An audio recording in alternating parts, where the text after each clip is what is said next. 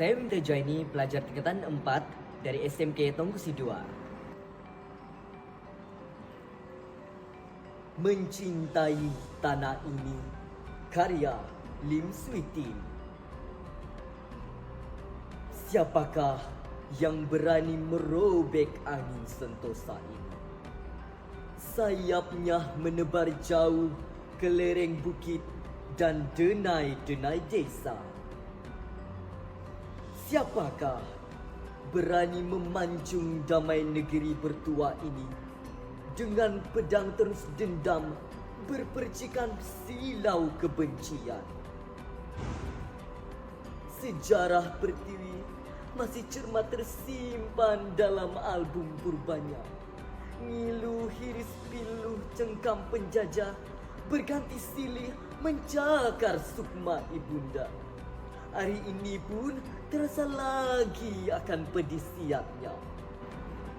Degup anak-anak bangsa masih kental mengisi mimpi. Membentengkan tanah yang sesusuk ini dengan harga cinta tak tertawarkan, dengan anyam kasih tak tercelahkan.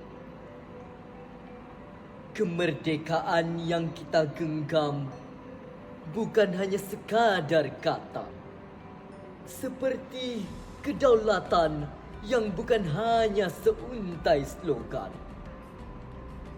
Telah berjanji kita atas nama bumi pusaka, sepakat rela kita julang menjunjungnya ke puncak persada.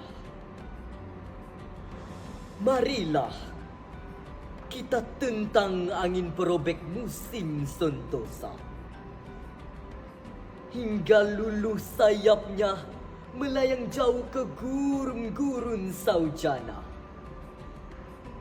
Marilah lestarikan limpah rahmat, bernafaskan kasih luhur dengan jiwa paling bening, tunduk dan syukur. Sekian, terima kasih.